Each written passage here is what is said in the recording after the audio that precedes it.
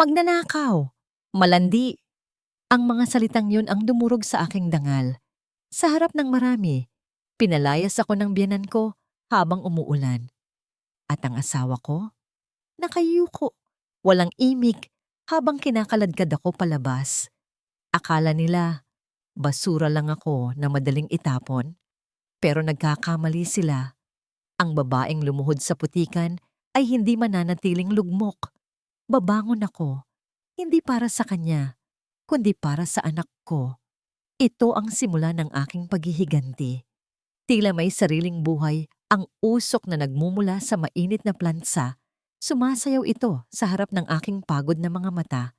5:00 na ng hapon at ramdam ko na ang bigat ng aking tiyan.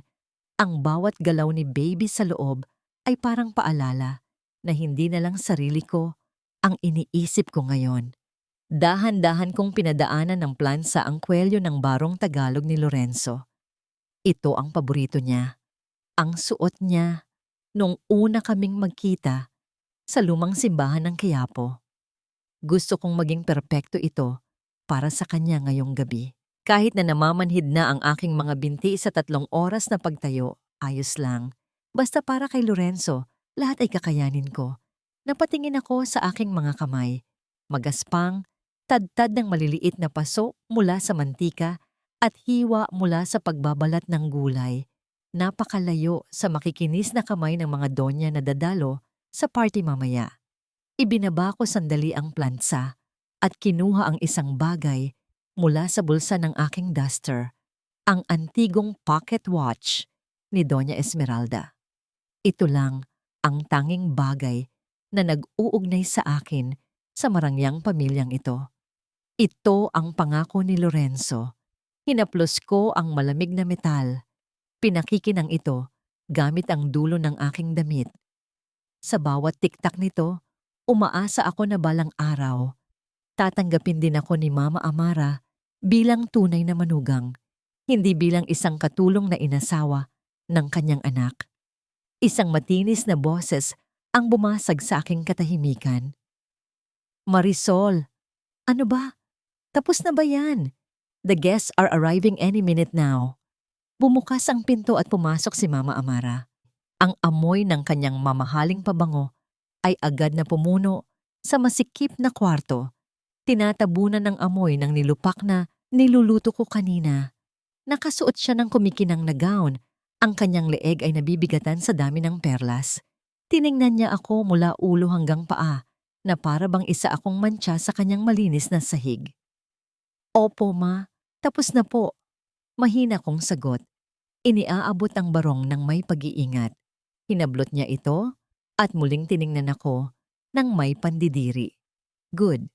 Now, stay in the kitchen. Ayokong makita ka ng mga bisita ni Senator. Nakakahiya. Look at you. Para kang basahan. Huwag kang lalabas hanggat hindi kita tinatawag. Naiintindihan mo? Opo ma, ang tanging nasabi ko. Nakayuko ako. Pero sa loob-loob ko, may kung anong kumikirot. Hindi galit, kundi isang malalim na lungkot. Asawa ako ng anak niya, nagdadalang tao sa apo niya, pero sa bahay na ito, mas mababa pa ako sa mga kasambahay na may uniforme. Umalis siya na parang hangin. Iniwan akong nakatayo sa gitna ng kwarto. Huminga ako ng malalim, pinipigilan ang luhang nagbabadyang tumulo. Bawal umiyak, bawal maging mahina. May inihanda akong sorpresa para kay Lorenzo.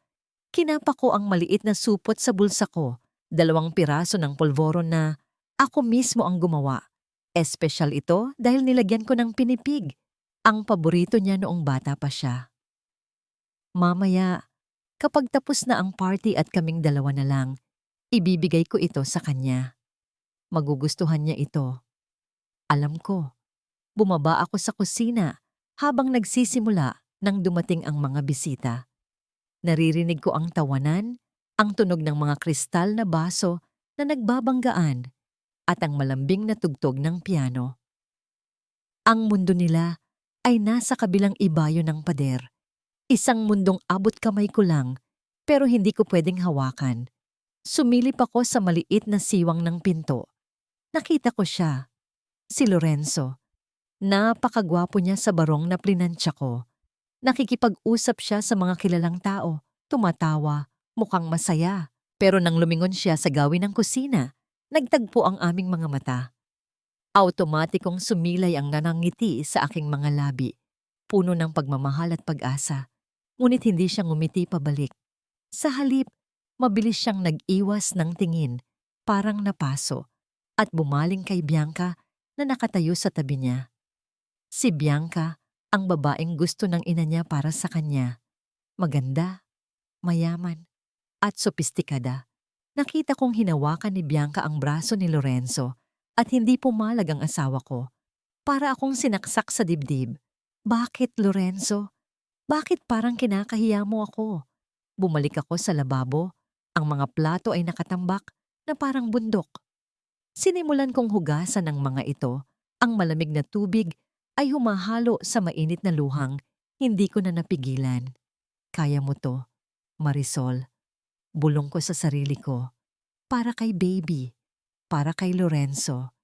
Lumipas ang ilang oras. Masakit na ang likod ko. Ang ingay sa labas ay lalong lumakas. Hudyat na nasa rurok na ang kasiyahan. Biglang namatay ang musika. Tumahimik ang buong bulwagan. Akala ko ay may magtatalumpati. Kaya't nagpunas ako ng kamay at lumapit ulit sa pinto para makinig. Narinig ko ang boses ni Mama Amara, hindi masaya at malambing gaya kanina, kundi matalim at puno ng akusasyon. Tigil! Please everyone, stop! May nawawala. Sigaw niya. Ang boses niya ay umaalingaw-ngaw sa katahimikan. Ang aking diamond necklace, ang pamana ng aking ina, nawawala. Nanlaki ang mga mata ko. Alam ko ang kwintas na yon. Iyon ang suot niya kanina lang. Paanong mawawala iyon? Isara ang mga pinto. Utos ni Mama Amara. Walang lalabas. May magnanakaw sa loob ng pamamahay na ito. Mula sa kinatatayuan ko, nakita kong nagtama ang paningin namin ni Bianca. Nakangisi siya. Isang nangisi na nagpadaloy ng kilabot sa aking buong katawan. At dahan-dahan, lumingon si Mama Amara sa direksyon ng kusina.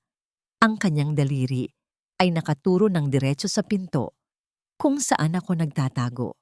Hanapin ang babaeng yun. Utos niya sa mga gardya.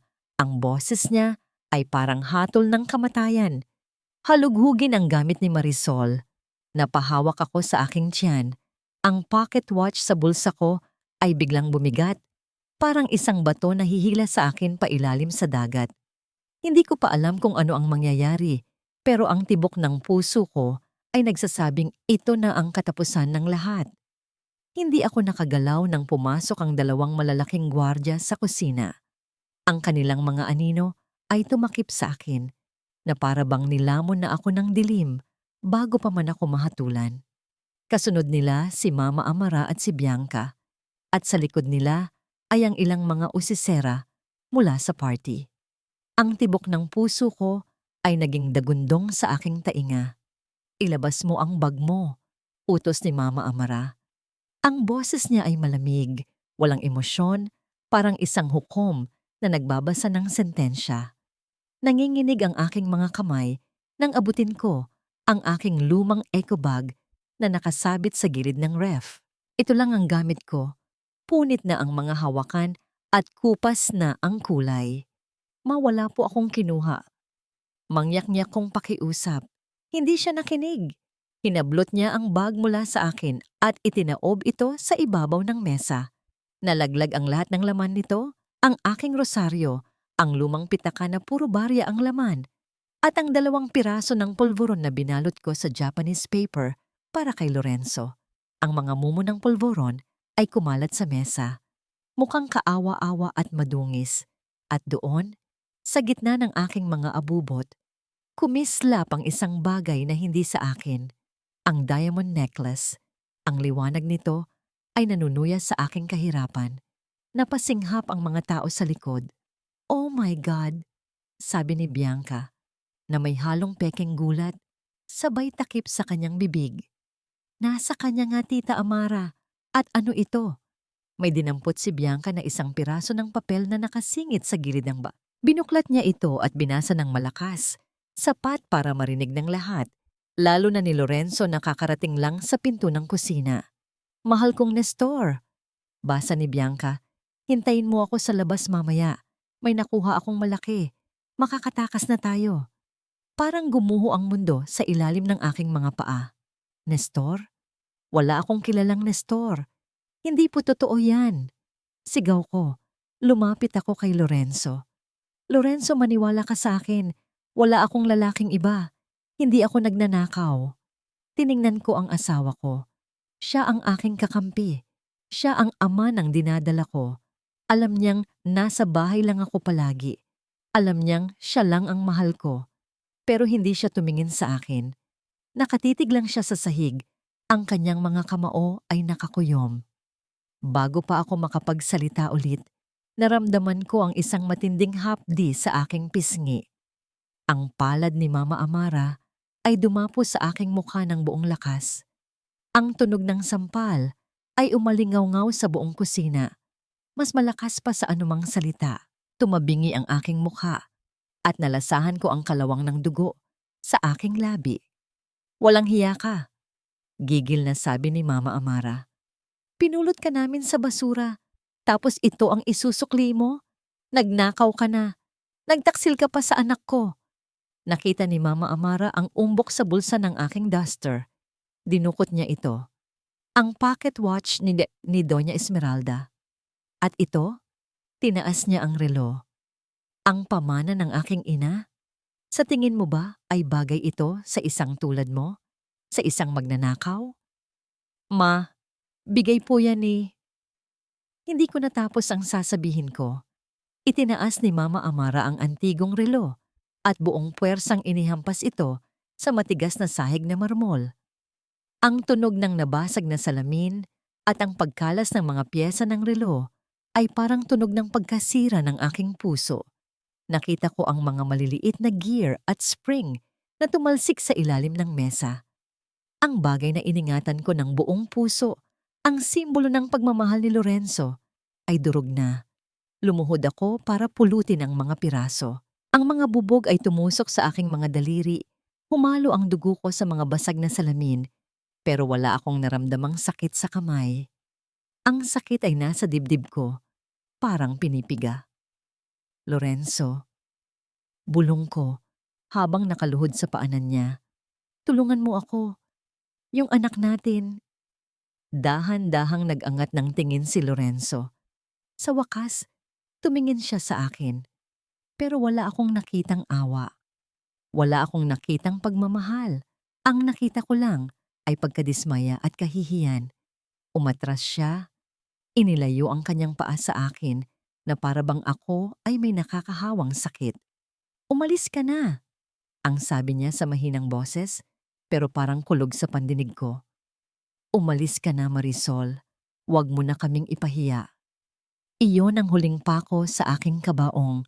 Hindi ang sampal, hindi ang bintang, kundi ang pagtalikod ng taong pinakamamahal ko. Ilabas ang babaeng yan, sigaw ni Mama Amara. Ilabas sa gate, now! Hinablot ako ng mga gwardya sa magkabilang braso. Kinaladkad nila ako na parang sako ng bigas palabas ng kusina. Dumaan sa garden kung saan nagkakasiyahan pa rin ang ibang bisita hanggang sa marating namin ang malaking bakal na gate. Bumuhos ang ulan. Tila nakikisama ang langit sa aking pagdadalamhati. Itinulak nila ako palabas. Napadapa ako sa maputik na kalsada. Ang lamig ng ulan ay tumagos sa aking manipis na duster. Pero mas malamig ang naramdaman ko nang marinig ko ang tunog ng pagsara ng gate at ang pagkakandado nito. Naiwan ako sa dilim, basang-basa. Duguan ang labi at mga kamay. Pinilit kong tumayo. Kailangan kong umalis. Kailangan kong humanap ng masisilungan. Ngunit sa paghakbang ko, isang matinding sakit ang humiris sa aking puson. Napahawak ako sa aking tiyan at napasigaw sa sakit. Ngunit ang boses ko ay nilamon ng ingay ng ulan at kulog. May mainit na likidong dumaloy sa aking mga hita, humahalo sa putik at tubig ulan. Napatingin ako sa ibaba. Kahit sa dilim, alam ko kung ano yon. Dugo. Hindi, huwag. Bumagsak ako muli sa lupa, nanginginig, habang ang ulan ay walang awang humahampas sa aking katawan. Ang huling naisip ko bago dumilim ang aking paningin ay hindi si Lorenzo, hindi si Mama Amara, kundi ang batang nasa sinapupunan ko. Anak ko, ang garalgal kong bulong sa kawalan. Kumapit ka. Huwag mo akong iiwan. Nag-aagaw ang dilim at liwanag sa aking paningin. Ang tanging nararamdaman ko na lang ay ang lamig ng sementadong kalsada na unti-unting pumapawi sa init ng aking katawan. Sa pagitan ng dagundong ng kulog, narinig ko ang paghinto ng isang sasakyan. May mga yabag na mabilis na lumapit sa akin. Umaasa ang isang maliit na bahagi ng puso ko na sana ay si Lorenzo ito, na sana ay bumalik siya at natauhan. Diyos ko po, Miss, naririnig mo ba ako? Hindi yun boses ni Lorenzo. Isang matandang lalaki, garalgal at puno ng pag-aalala. Naramdaman ko ang magagaspang na kamay na bumuhat sa akin. Gusto kong pumalag. Gusto kong sabihing huwag niya akong galawin dahil masakit ang puson ko. Pero wala nang lumabas na boses sa aking lalamunan. Ang huling naalala ko ay ang amoy ng lumang kotse na humahalo sa amoy ng kalawang at gamot bago ako tuluyang nilamon ng kadiliman. Nagising ako sa isang matinding hiyaw at napagtanto kong ako pala ang sumisigaw. Ang sakit ay parang apoy na tumutupok sa aking balakang pababa sa aking mga binti.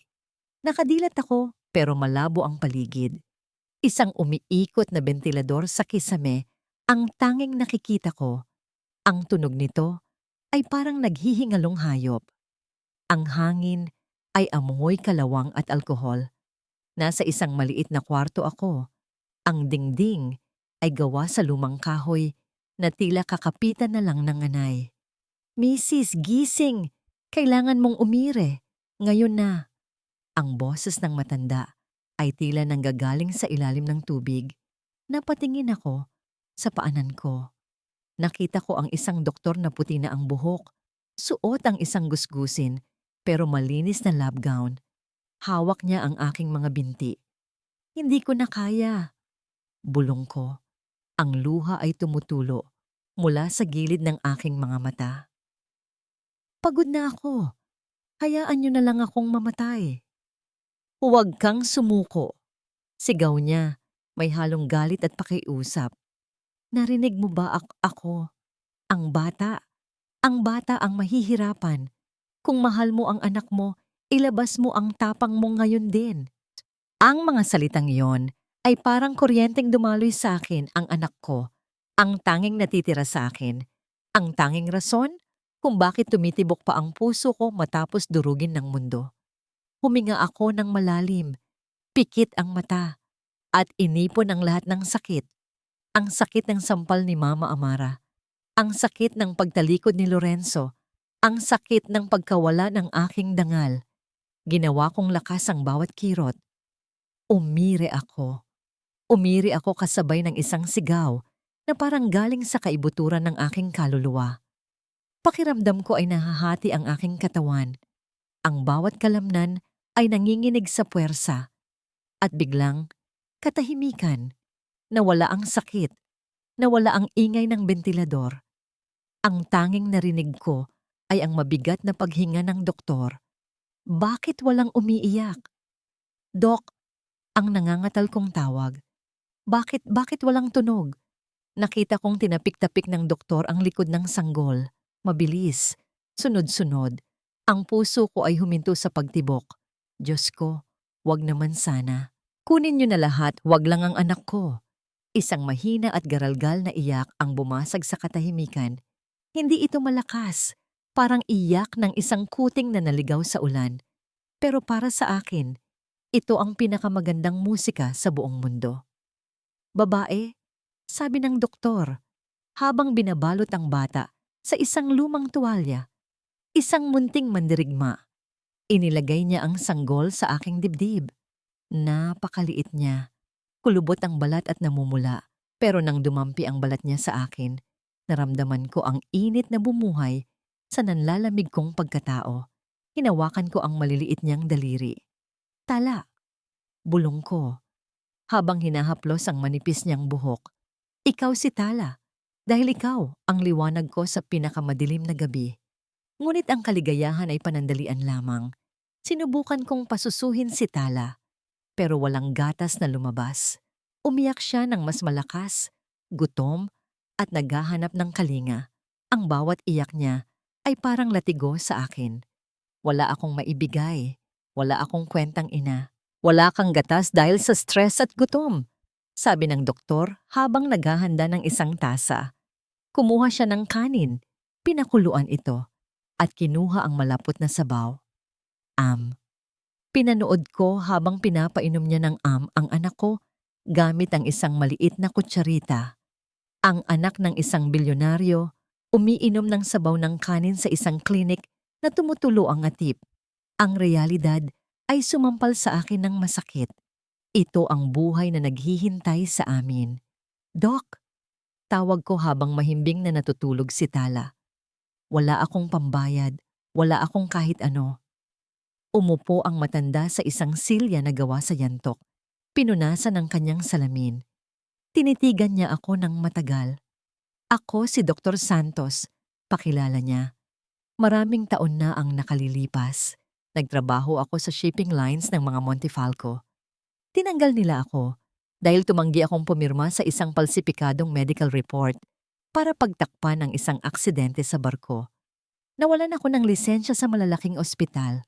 Dito ako binagsak ng tadhana. Tumingin siya kay Tala. Ang iligtas ang apo ng pamilyang sumira sa buhay ko. Siguro ito ang paraan ng Diyos para ibalik ang balanse. Wala kang utang sa akin, Hija. Sa totoo lang, ako pa ang dapat magpasalamat. Pinaalala niyo sa akin kung bakit ako naging doktor. Tumulo ang luha ko, hindi dahil sa lungkot, kundi dahil sa pasasalamat. Sa gitna ng impyerno, may isang anghel na sumalo sa amin. 7 taon ang lumipas.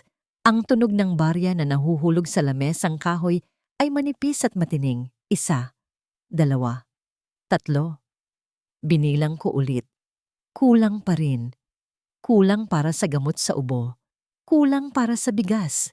Ang munting barong-barong namin ay puno ng mga nakatambak na dyaryo at plastik na bote na napulot namin kahapon. Ang amoy ng estero ay sumusuot sa mga siwang ng dingding. Naramdaman ko ang maliit na kamay na humawak sa laylayan ng aking damit. Lumingon ako at nakita ang isang batang babae na may mga matang kasing itim ng gabi pero kasing ningning ng mga bituin. Si Tala. Ang kanyang buhok ay nakatali ng isang lumang goma at ang suot niyang t-shirt ay maluwag. Bigay lang ng kapitbahay. Inay, ang sabi niya sa tinig na pilit nagpapakatatag kahit halatang nanghihina. Gutom na po ako. Parang tinusok ng libu-libong karayom ang puso ko. 7 taon. 7 taon na akong kumakayod. Naglaba, naglinis ng bahay, namasura. Pero heto pa rin kami. Ang gutom ay naging permanenteng bisita sa aming tahanan. Ang bawat buto sa kanyang payat na katawan ay akusasyon sa aking pagiging ina. Lumuhod ako para magpantay ang aming mga mukha.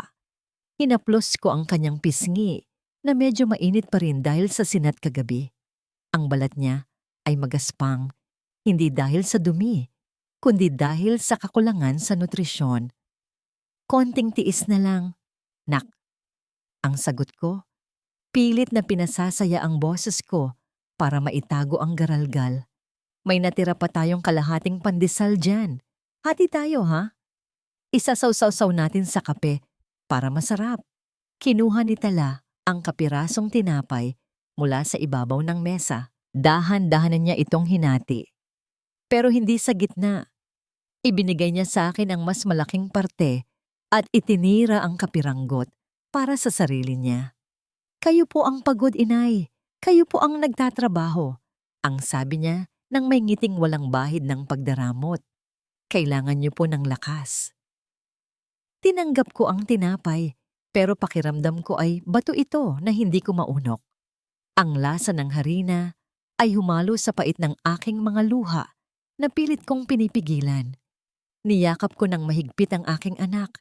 Isinubsob ko ang mukha ko sa kanyang leeg para hindi niya makita ang pag-iyak ko. Ang bango niya, amoy araw at pawis, ay ang tanging pabango na nagpapakalma sa akin sa mundong ito na napakalupit. Sa labas, nagsimulang bumuhos muli ang ulan. Ang tunog ng patak sa aming butas-butas na yero ay parang panunuyan ng langit. Sana ay barya na lang ang pumapatak. Sana ay bigas, pero hindi. Tubig lang ito na magpapabaha sa aming sahig mamaya. Tumingin ako sa kawalan habang hiniheli si Tala sa aking bisig hanggang sa makatulog siya dahil sa pagod. Lorenzo, ang bulong ng isip ko, at ang pangalan niya ay parang lason sa aking dila. Habang natutulog ka sa malambot mong kama at kumakain ng masasarap na pagkain, alam mo bang ang anak mo ay nagpaparaya ng kapirasong tinapay para lang hindi magutom ang ina niya? Hinigpitan ko ang hawak sa huling 5 piso sa aking palad. Ang metal ay bumaon sa aking balat. Babangon kami. Hindi dahil kailangan kita. Babangon kami para balang araw. Hindi na kailanman maghahati si Tala sa isang pirasong pandesal. Pangako anak, babangon tayo. Ang araw ay parang isang malupit na amo na humahampas sa aking likod habang nakaupo ako sa tapat ng batya.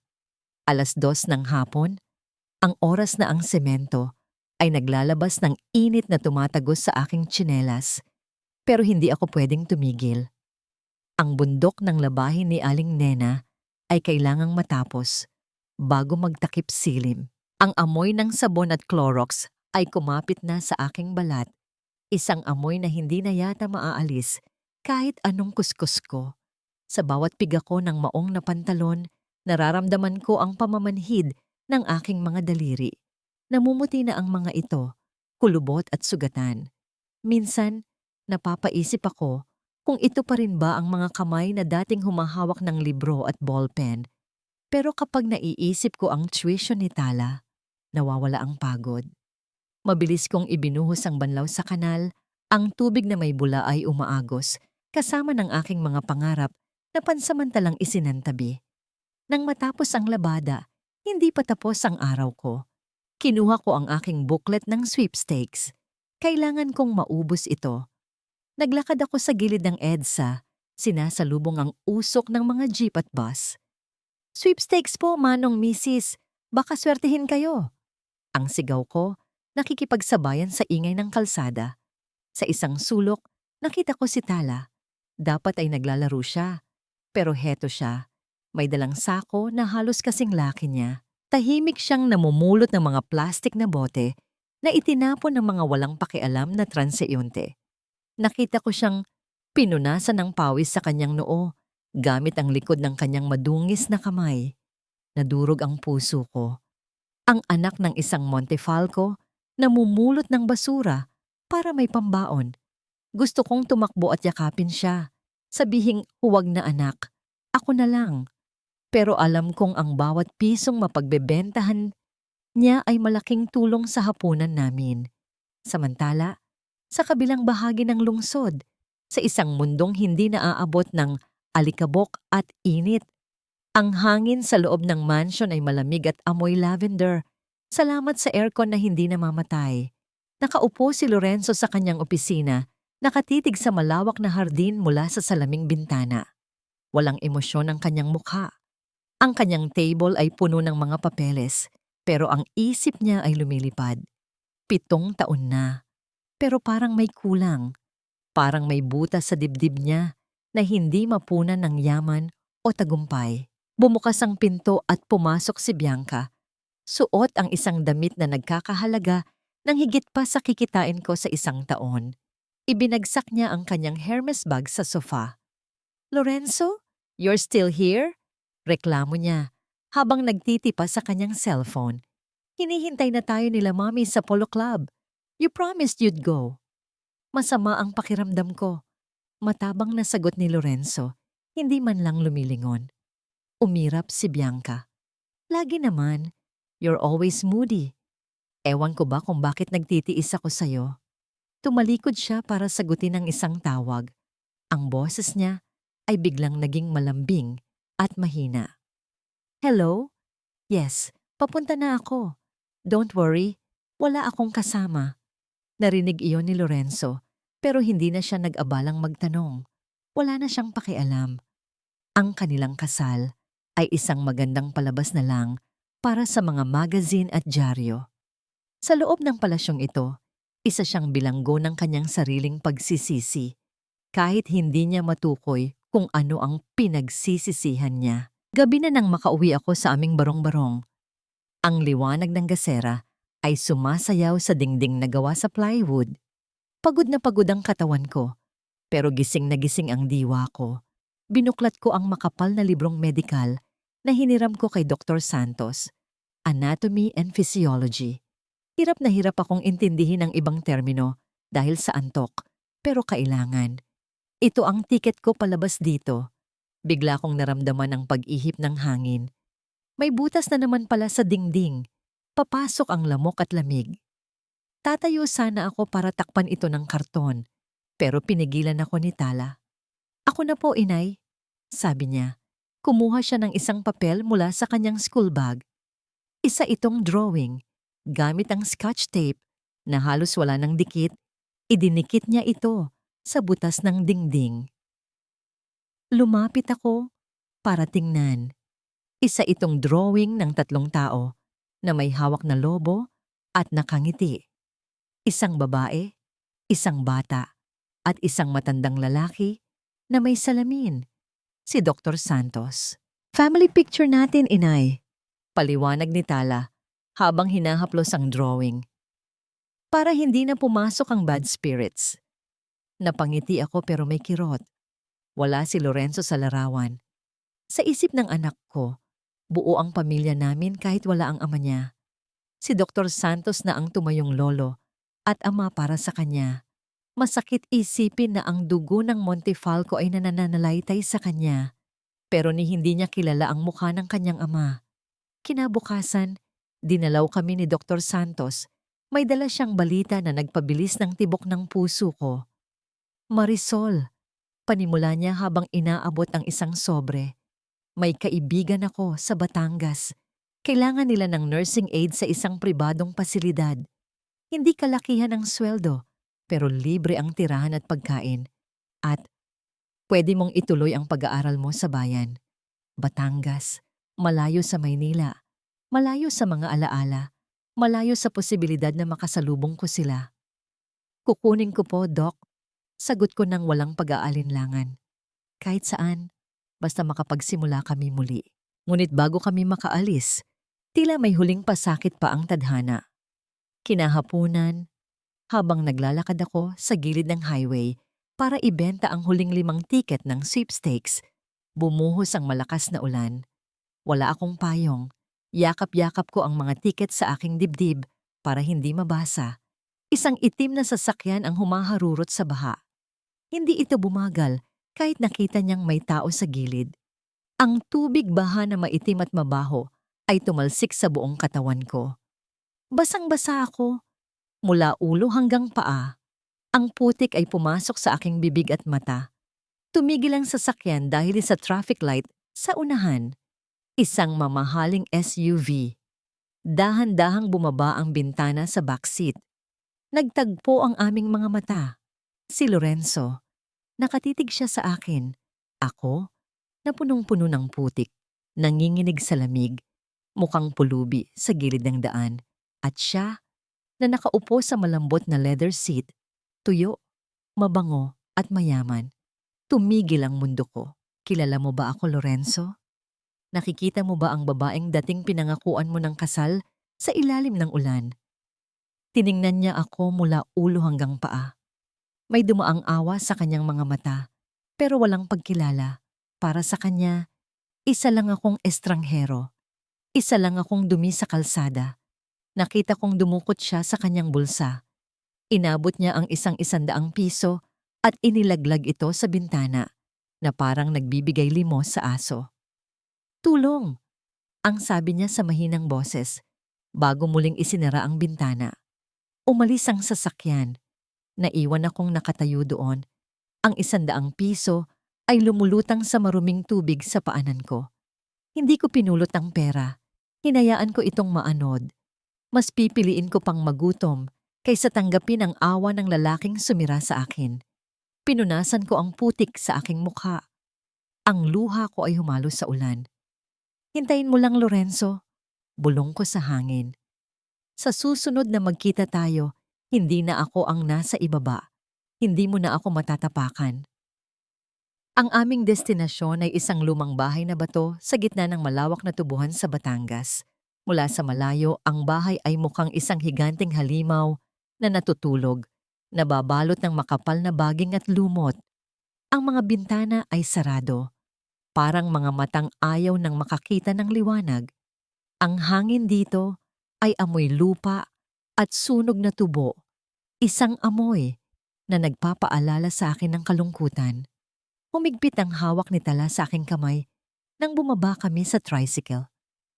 "Inay, dito po ba tayo titira?" Tanong niya. Ang boses ay nanginginig. Parang may mumu. Lumuhod ako at inayos ang kanyang kwelyo. "Huwag kang matakot, anak. Kasama mo ako. At saka, ito ang magiging bagong simula natin. Malayo sa ingay, malayo sa sakit." Isang matandang lalaki na may peklat sa pisngi ang sumalubong sa amin. Siya si Mang Carding, ang katiwala. Hindi siya ngumingiti. Iniabot niya sa akin ang susi ng isang maliit na kwarto sa likod ng bahay. "Ang trabaho mo ay simple lang," sabi niya sa boses na parang kinakalawang na pinto. "Pakainin at linisan ng pasyente sa second floor. Huwag kang makikipag-usap. Huwag kang magtatanong. At higit sa lahat, huwag mong hahayaang makalabas siya." Kinabahan ako. Pasyente? O bilanggo? Umakyat ako sa hagdan ng kahoy na tumutunog sa bawat hakbang ko. Ang loob ng bahay ay madilim at maalikabok. Ang mga muebles ay natatakpan ng puting tela, parang mga multo na nag-aabang. Binuksan ko ang pinto sa dulo ng pasilyo. Ang amoy ang unang sumalubong sa akin. Isang masangsang na pinaghalong amoy ng ihi, gamot, at lumang damit na hindi napapalitan. Sa gitna ng kwarto, nakaupo sa isang silyang tumba-tumba, ay isang matandang babae. Ang kanyang buhok ay puti at buhaghag, mahaba at magulo na parang pugad ng ibon. Ang kanyang damit ay gulagulanit. Payat na payat siya, halos butot balat na lang. Nakatitig siya sa bintanang may rehas, bumubulong sa hangin. "Lola?" Tawag ko ng mahina. Bigla siyang lumingon. Ang kanyang mga mata ay nanlalalim at puno ng takot. Kumuha siya ng isang unan at niyakap ito ng mahigpit, parang nagtatago mula sa akin. "Huwag! Huwag mo akong saktan!" Sigaw niya sa garalgal na boses. "Wala na akong pera. Ibinigay ko na lahat kay Bianca. Huwag!" Natigilan ako. Bianca? Baka pangalan lang ng katulong o kamag-anak. Hindi naman siguro siya. Lumapit ako ng dahan-dahan, itinaas ko ang aking mga kamay para ipakita na wala akong dalang masama. Ang puso ko ay napuno ng awa. Sino ang gagawa nito sa isang matanda? Iniwan dito para mabulok ng buhay. "Wala po akong gagawin, Lola." Malambing kong sabi. "Ako po si Marisol. Nandito ako para alagaan kayo." Hindi siya sumagot, pero humupa ang kanyang panginginig. Nakita ko ang mga sugat sa kanyang braso, mga pasa at galos na parang galing sa mahigpit na pagkakahawak. Kumuyom ang aking kamao. Bilang isang ina at nag-aaral ng medisina, hindi ko matanggap ang ganitong kalupitan. Sa mga sumunod na araw, ibinuhos ko ang aking oras sa pag-aalaga sa kanya. Tinawag ko siyang Lola Esme dahil wala akong alam na pangalan niya. Si Mang Carding ay nagdadala lang ng pagkain, kadalasang malamig na kanin at pritong isda na matigas at iniiwan ito sa pinto. Hindi ko pinakain yun sa kanya. Pumunta ako sa maliit na kusina sa likod. Gamit ang kakarampot na budget na ibinigay sa akin, bumili ako ng manok at luya sa palengke. Nagluto ako ng arroz caldo. Ang amoy ng ginisa at luya ay pumuno sa lumang bahay, isang amoy na nagpapaalala ng tahanan at pag-aaruga. Nang dinala ko ang mainit na mangkok sa kwarto ni Lola Esme, nakita ko ang pagbabago sa kanyang mga mata. Mula sa takot, naging gutom. At pagkatapos, naging luha. Sinubuan ko siya ng dahan-dahan. Bawat lunok ay parang uhaw na uhaw siya sa kalinga. Nang maubos ang lugaw, kumuha ako ng maligamgam na tubig at bimpo. Pinunasan ko ang kanyang mukha. Inalis ang dumi sa kanyang leeg at sinuklay ang kanyang buhaghag na buhok. Nang matapos ako, kinuha ko ang kanyang kanang kamay. Ang balat niya ay tuyo at manipis na parang papel. Yumuko ako at idinikit ang kanyang likod palad sa aking noo. "Mano po, Lola?"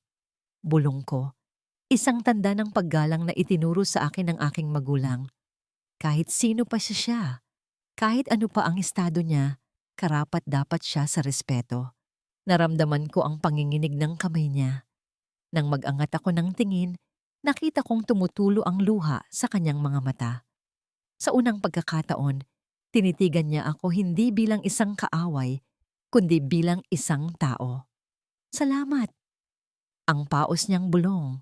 "Salamat, anak." Isang gabi, habang malakas ang ulan at natutulog na si Tala sa kabilang kwarto, binabantayan ko si Lola Esme.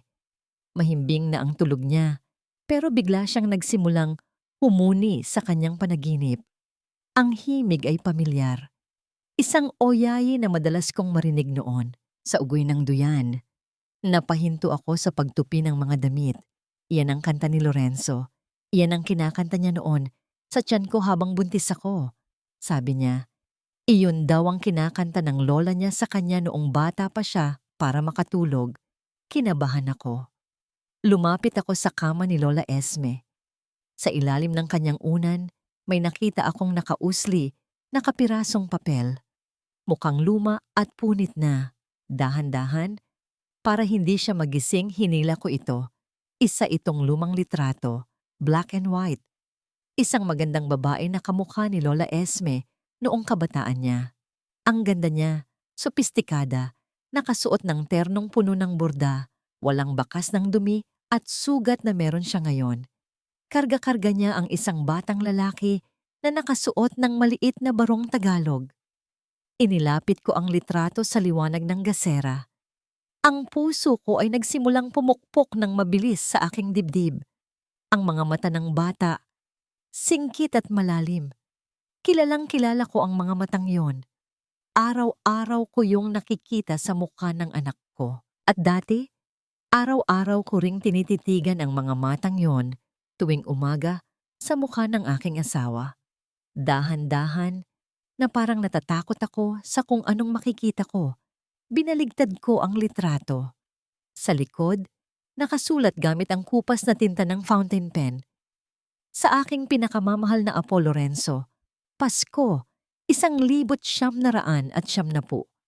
Nabitiwan ko ang litrato. Parang yelo ang dumaloy sa aking mga ugat. Napatingin ako sa matandang babae na mahimbing na natutulog sa silyang tumba-tumba. Ang babaeng ito, ang baliw na itinapon sa gitna ng kawalan, na pinapakain ng panis na isda na puno ng pasa at sugat. Ay hindi basta kung sino lang. Siya si Doña Esmeralda Montefalco, ang tunay na may-ari ng Montefalco Shipping Lines, ang lola na mahal ni Lorenzo, ang babaeng akala ng buong Maynila ay namatay na sa ibang bansa, 5 taon na ang nakakaraan. Diyos ko, bulong ko, napahawak ako sa aking bibig. Buhay ka. Kaya pala Bianca ang bukang bibig niya. Kaya pala takot na takot siya. Hindi siya baliw. Siya ay biktima. Biktima ng kasakiman ng sarili niyang manugang at ng babaeng pumalit sa akin. Kinulong nila siya dito para makuha ang yaman ng pamilya. Biglang gumalaw si Lola Esme. Dumilat ang kanyang mga mata at mabilis na hinablot ang litrato mula sa sahig. Niyakap niya ito ng mahigpit, parang isang bata na inaagawan ng laruan. "Akin to! Akin si Enzo!" Sigaw niya, ang boses ay puno ng takot at pagprotekta. "Huwag mong kukunin. Huwag mong ibigay kay Amara. Papalayasin nila siya. Papalayasin nila ang apo ko." Lumuhod ako sa harap niya at hinawakan ang magkabila niyang kamay. Tinitigan ko siya sa mata. Ipinaparamdam ang lahat ng sinseridad ko. "Lola, Doña Esmeralda," sabi ko ng mariin. "Hindi ako kalaban. Ako si Marisol. Ako ang Ako ang dating asawa ni Lorenzo. Mahal ko ang apo niyo." Sa pagbanggit ko ng pangalang Lorenzo, tila may switch na bumukas sa kanyang isipan. Tumigil siya sa pagpupumiglas. Tinitigan niya ako. Sinusuri ang aking mukha. Ang kanyang nanginginig na daliri ay humaplos sa aking pisngi. Ang babae sa orasan. Bulong niya. Ang kanyang isip ay tila naglalakbay pabalik sa nakaraan. "Ikaw ang nasa kwento ni Enzo, ang babaeng may mabuting puso." Sasagot sana ako nang biglang may kumatok ng malakas sa pinto sa ibaba. Ang tunog ng bawat katok ay parang kulog sa tahimik na gabi. Narinig ko ang mabibigat na yabag ni Mang Carding na umaakyat sa hagdan. Mabilis kong inayos ang kumot ni Lola at nagkunwaring naglilinis ng kwarto. Bumukas ang pinto. Nakatayo doon si Mang Carding. May hawak na lumang cellphone. Ang mukha niya ay seryoso at may halong kaba. "Marisol," sabi niya sa mababang boses. "Tumawag si Ma'am Bianca." Nanigas ako sa kinatatayuan ko. Ang pangalan pa lang ay sapat na para magpabigat ng hangin sa kwarto. "Bakit daw po?" tanong ko. Pilit na pinatatatag ang boses ko. "Darating siya bukas ng umaga," sagot ni Mang Carding. At ang sumunod niyang sinabi ay nagpatigil ng pagtibok ng puso ko. May dala siyang abogado at doktor. Gusto niyang tapusin na ang problema. Gusto niyang siguraduhin na wala na siyang aalalahanin. Tumingin si Mang Carding kay Lola Esme na nakatingin sa kawalan. Tapos ay tumingin sa akin ng makahulugan. Alam ko ang ibig niyang sabihin. Hindi dadalaw si Bianca para mangamusta. Dadating siya para iligpit ang huling hadlang sa kanyang yaman. Nang umalis si Mang Carding, napatingin ako kay Tala na natutulog sa banig sa sulok. At kay Lola Esme na walang kamalay-malay na bukas ay maaring huling araw na niya. Hindi ako makakapayag. Nawalan na ako ng asawa. Nawalan na ako ng dangal. Hindi ako papayag na mawalan ng lola ang anak ko sa pangalawang pagkakataon. Hinawakan ko ang kamay ni Doña Esmeralda.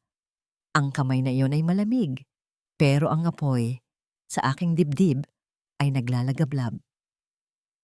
"Mag-impake po kayo, Lola," bulong ko sa dilim. "Aalis tayo dito ngayong gabi." Ang gabi ay malalim at tahimik, ngunit sa loob ng kwartong iyon, ang hangin ay puno ng bigat ng mga revelasyon. Nakaupo si Doña Esmeralda sa gilid ng kama. Ang kanyang mga mata ay hindi na blangko. May lason sa kanyang sistema. Alam ko yon bilang isang estudyante ng medisina.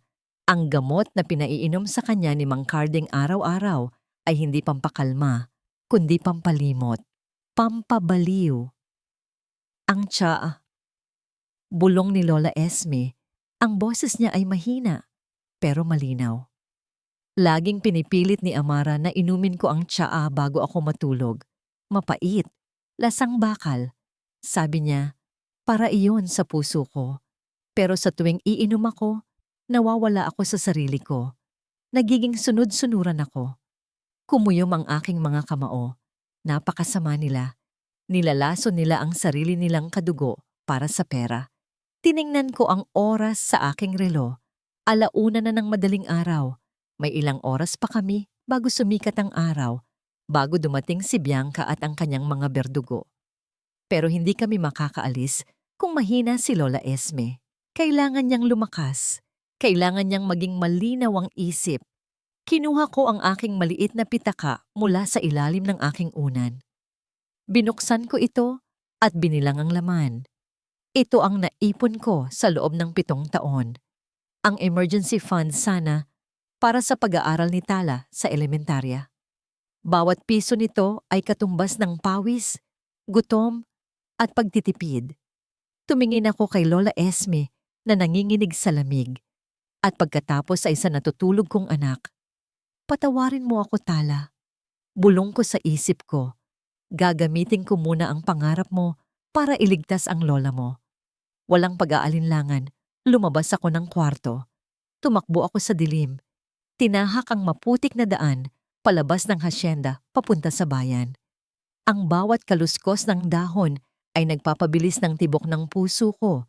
Iniisip kong baka gising si Mang Carding. Pero kailangan kong makarating sa 24 na oras na butika sa bayan. Bumili ako ng activated charcoal, mga bitamina, at electrolytes.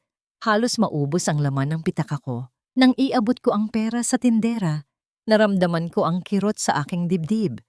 Pero mas masakit kung hahayaan kong mamatay ang kaisa-isang tao na pwedeng magbalik ng dangal ng anak ko. Pagbalik ko sa bahay, agad kong tinimpla ang gamot. Inumin niyo po ito, Lola. Pakiusap ko. Inaalalayan ang kanyang ulo. Aalisin nito ang lason sa katawan niyo. Sasakit po ang tiyan niyo. Susuka kayo. Pero kailangan ito para magising ang diwa niyo. Sumunod siya.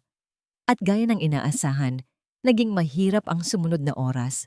Nagsuka siya. Pinawisan ng malamig at dumaing sa sakit.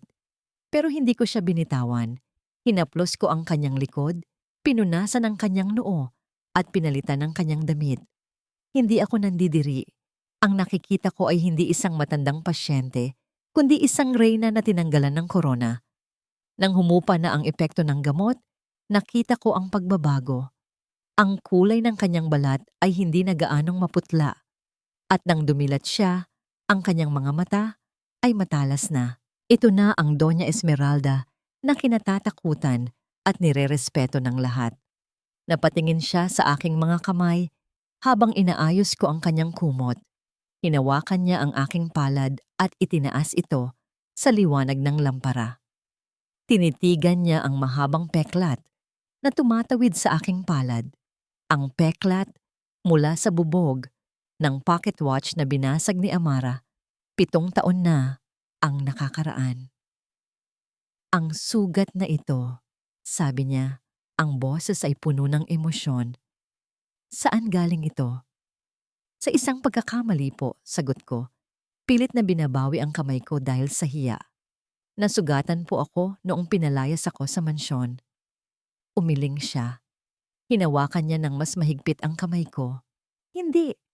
Naalala ko na. Ibinigay ko ang relong iyon kay Lorenzo bago siya mag-propose sa'yo. Sabi ko kay Lorenzo, ibigay lang niya ang relo sa babaeng kaya niyang mahalin higit sa sarili niya.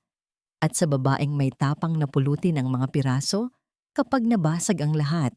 Marisol, tinanggap mo ang mga bubog. Ang mga peklat sa kamay mo ang patunay na ikaw ang karapat-dapat. Tumulo ang luha ko. Sa loob ng 7 taon, naniwala ako sa sinabi ni Amara na ako ay basura. Na ako ay walang kwenta. Pero ngayon, ang mismong matriarka ng pamilya ang nagsasabing, ako ay karapat-dapat. Parang nabunutan ako ng tinik sa dibdib. Niyakap ko si Lola Esme at naramdaman ko ang pagganti niya ng yakap. Mahina man, pero puno ng pagmamahal. Tama na ang yak, apo, sabi niya. Pinapahid ang luha ko gamit ang nanginginig niyang daliri. May digmaan tayong haharapin. Kailangan nating maging matapang. Tumango ako at mabilis na kumilos. Kinuha ko ang isang malaking eco bag. Inilagay ko doon ang natitira naming damit, ang konting pagkain, at ang mga gamot ni Lola. Wala kaming masyadong gamit na sa pagkakataong ito ay isang biyaya dahil kailangan naming maglakbay ng magaan. Ang plano ay simple. Tatakas kami sa likod bahay, tatawid sa tubuan hanggang makarating sa highway at sasakay ng unang bus pa Maynila bago sumikat ang araw. Delikado, pero mas delikado ang manatili dito. Lola, kaya niyo po bang maglakad?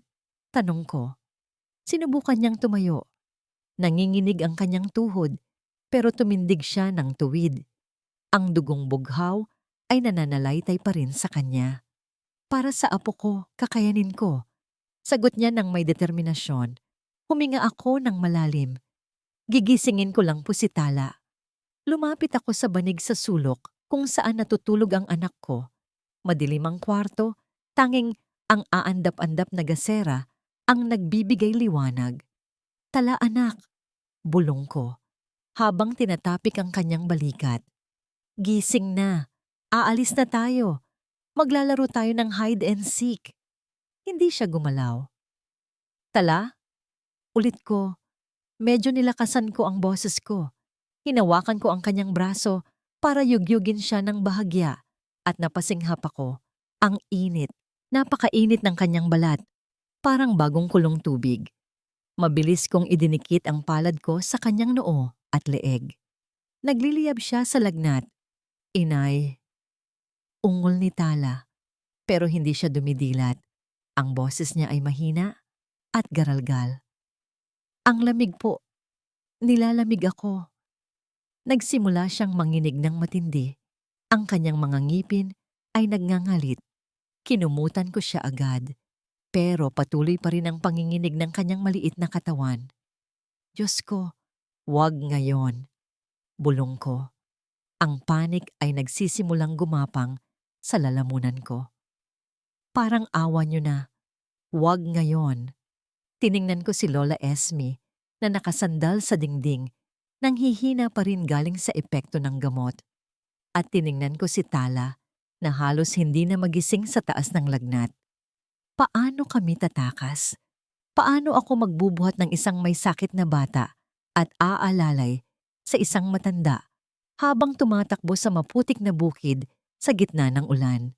Sa labas, narinig ko ang pagtahol ng mga aso sa di kalayuan. At kasunod nito, ang tunog ng isang sasakyan na paparating sa main gate. Napatingin ako sa orasan. 3:00 pa lang. Bakit may sasakyan? Sabi ni Mang Carding ay bukas pa ng umaga darating si Bianca.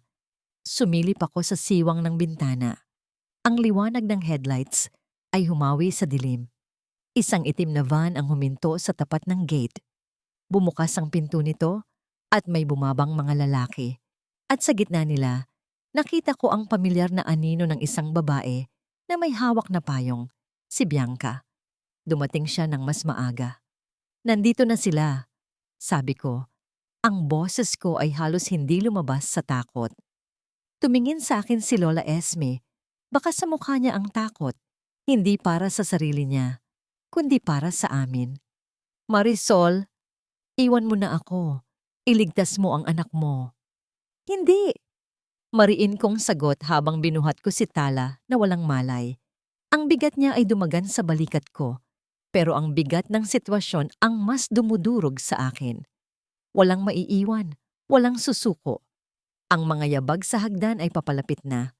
Wala na kaming oras. Ang seradura ng pinto ay dahan-dahang umikot. Ang kalawangin nitong tunog ay parang hudyat ng paparating na kamatayan. Mabilis kong ibinalibag ang deadbolt, isang panandaliang harang sa mga halimaw na nasa labas. Buksan mo ito. Sigaw ng isang lalaki mula sa pasilyo, kasunod ang malakas na paggalabog sa pinto. Wala nang oras para mag-isip. Hinubad ko ang kumot at itinali ito ng mahigpit sa aking katawan para magsilbing duyan at maingat na ipinasok si Tala sa loob nito. Nakasandal siya sa aking dibdib. Ang init ng kanyang lagnat ay tumatagos sa aking damit. Parang pasan ko ang mundo, pero ang bigat na ito ang nagbibigay sa akin ng lakas. Lola, sa bintana tayo dadaan. Bulong ko kay Doña Esmeralda. Binuksan ko ang bintanang kahoy. Ang hangin at ulan ay agad na humampas sa aming mga mukha. Nasa second floor kami, pero may lumang trellis ng bougainvillea na gumagapang sa pader. Matibay ang mga baging nito. Ito lang ang pag-asa namin. Mauna po kayo, Lola. Aalalayan ko kayo mula sa taas. Utos ko. Sa kabila ng kanyang edad at panghihina, lumabas ang tapang ni Doña Esmeralda. Kumapit siya sa mga baging. Ang kanyang mga paa ay nanginginig na naghahanap ng matatapakan sa madulas na pader. Bawat segundo ay parang oras. Narinig ko ang pagbitak ng kahoy sa pinto. Malapit na nilang masira ang seradura. Nang makababa si Lola sa lupa, sumunod ako. Ang bigat ni Tala ay humihila sa akin pababa. Ang mga tinik ng bougainvillea ay bumaon sa aking mga braso at binti. Humalo ang dugo sa tubig ulan, pero hindi ko ininda ang sakit. Nang lumapat ang paa ko sa putik, hindi ako nakaramdam ng ginhawa, kundi ng takot. Nasa likod kami ng bahay at sa harap namin ay ang malawak at madilim na tubuhan. Takbo! Bulong ko, hinawakan ko ang kamay ni Lola sa aking kaliwa habang ang kanang kamay ko ay nakayakap kay Tala. Tumakbo kami papasok sa gitna ng matataas na tubo. Ang lupa ay malapot na putik na humihigop sa aming mga paa sa bawat hakbang. Ang matatalim na dahon ng tubo ay humahaplit sa aming mga mukha, nag-iiwan ng mahahapding hiwa.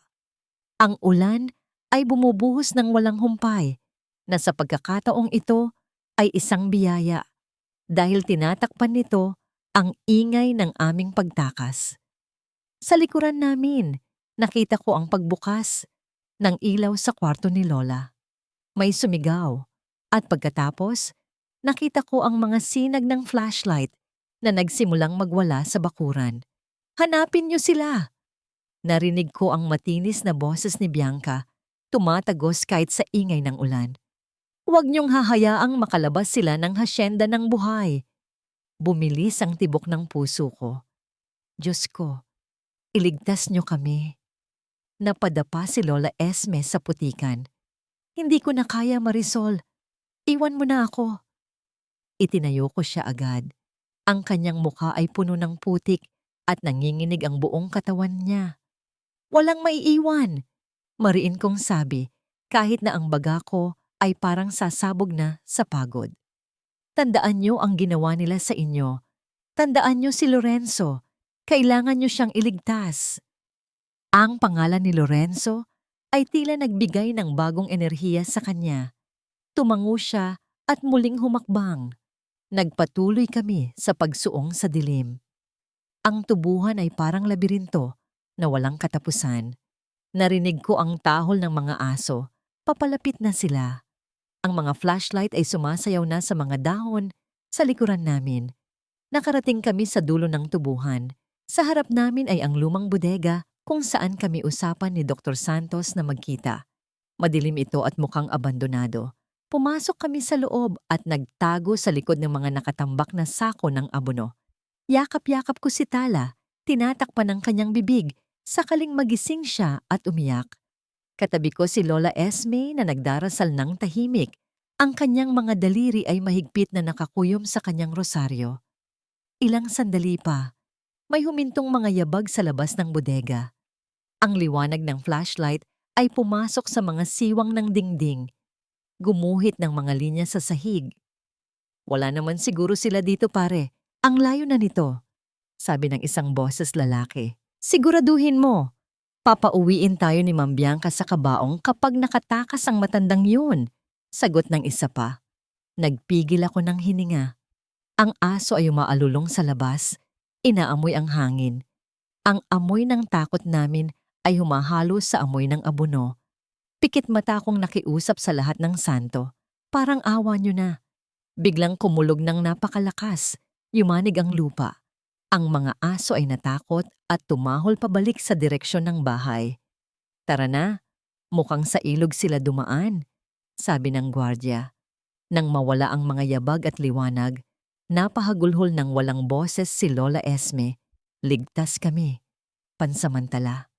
Ilang minuto pa ang lumipas, may narinig kaming tunog ng makina ng sasakyan na paparating. Isang luma at kinakalawang na truck ang dahan-dahang huminto sa likod ng bodega.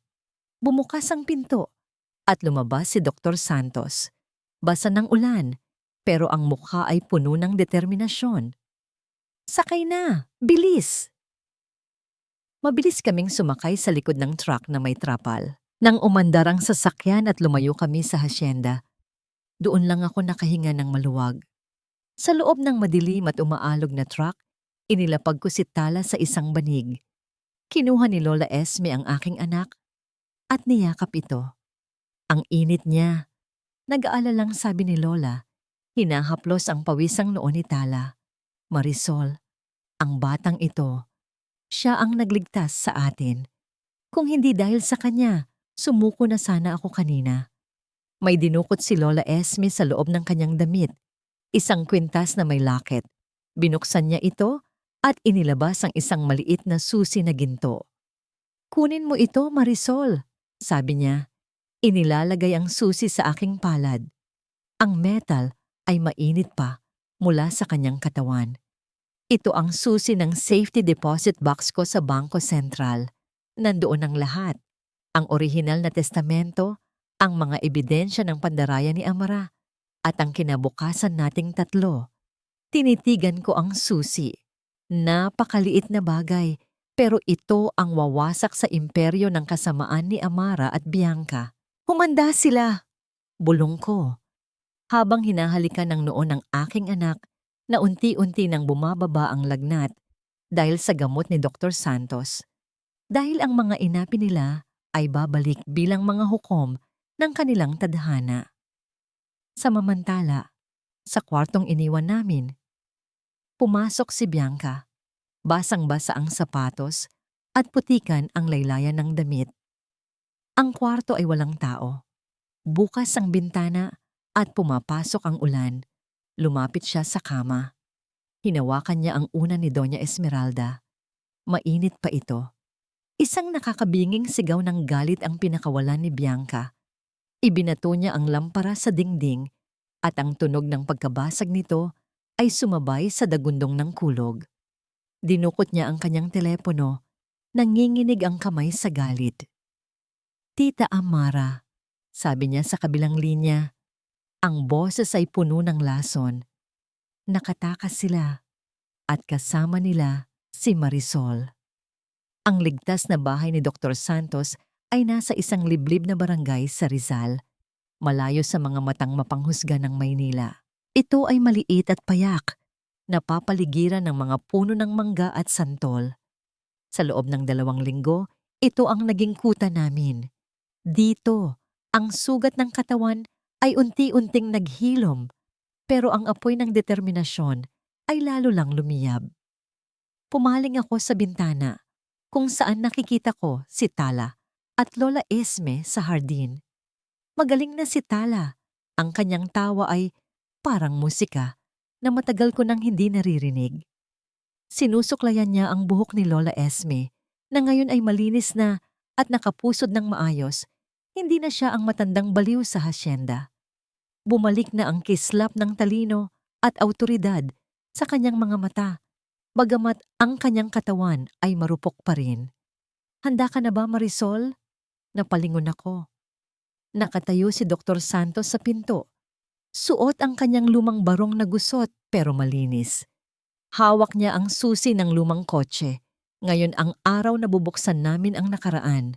Tumango ako. "Opo, Dok. Para sa kanila." Nagbiyahe kami patungo sa isang pribadong bangko sa Makati, gamit ang fake ID na ipinagawa ng isang kakilala ni Doc, at sa tulong ng impluwensya ng pangalan ni Doña Esmeralda na nagpadala ng pirmadong liham, pinapasok kami sa vault room. Ang hangin sa loob ay malamig at amoy bakal at lumang pera. Nang ipasok ko ang gintong susi sa safety deposit box, 1,990. Naramdaman ko ang bigat ng sandali. Umikot ang seradura. Bumukas ang pinto. Sa loob, walang ginto o alahas. Isang makapal na brown envelope at isang flash drive. Binuksan ko ang envelope. Ang aking mga kamay ay nanginginig habang binabasa ang unang pahina. Ito ang huling habilin at testamento ni Doña Esmeralda Montefalco. Nanlaki ang aking mga mata. Ang lahat ng aking ari-arian, shares at assets sa Montefalco Shipping Lines ay mapupunta sa aking nag-iisang apo na si Lorenzo, sa kondisyong mananatili siyang kasal kay Marisol. Kung sakaling maghiwalay sila, O kung may mangyaring masama sa akin, ang tagapamahala ng lahat ay ang sino mang may hawak ng antigong pocket watch na ibinigay ko, ang simbolo ng tunay na pag-ibig at katapatan. Napahawak ako sa aking bibig, Kaya pala desperado si Amara na kunin ang relo noong gabing pinalayas ako. Kaya pala binasag niya ito. Akala niya, sa pagkasira ng relo, masisira din ang bisa ng testamento. Matalino ang lola mo, sabi ni Dr. Santos na nakabasa din sa dokumento. Alam niyang sakim si Amara. Ginawa niyang susi ang isang bagay na walang halaga sa mga mata ng mga mukhang pera. Pero ginto sa mga mata ng nagmamahal. Kinuha ko ang flash drive. Ayon sa sulat na kasama nito, naglalaman ito ng mga CCTV footage at bank transfer records na nakuha ng pribadong investigador ni Lola bago siya ikulong. Patunay na nilustay ni Amara at Bianca ang pondo ng kumpanya at nilason siya. Ito na. Ito ang aming espada at kalasag. Pag-uwi namin, sinimulan ni Lola Esme ang aking pagsasanay. Hindi pagsasanay sa pakikipag-away, kundi pagsasanay kung paano maging isang Montefalco. Itaas mo ang noo mo, Marisol, utos ni Lola habang naglalakad ako sa sala na may libro sa ulo. Huwag kang yumuko. Ang pagyuko ay para sa mga may kasalanan. Wala kang kasalanan. Ikaw ang biktima na naging mandirigma. Opo, Lola, sagot ko. Pilit na tinutuwid ang aking likod. Mahirap. Sanay ako na laging nakayuko, laging nagsosorry, laging nagpapakumbaba bilang katulong. Tingnan mo sila sa mata. Patuloy niya. Ang boses ay matigas, pero puno ng pag-asa. Kapag hinarap mo si Amara, huwag kang magpapakita ng takot. Ang takot mo, ang pagkain niya. Ipakita mo sa kanya na hindi ka na ang basahan na tinapon niya sa ulan. Ikaw na ang apoy na tutupok sa kanya. Gabi-gabi, habang tulog na ang lahat, ginugol ko ang oras sa pag-aayos ng pocket watch. Sa ilalim ng liwanag ng desk lamp, gamit ang mga pinong tools na hiniram ko sa isang relohero sa bayan, isa-isa kong ibinalik ang mga pyesa. Ang mainspring na naputol, pinalitan ko. Ang basag na salamin, pinalitan ko ng bago.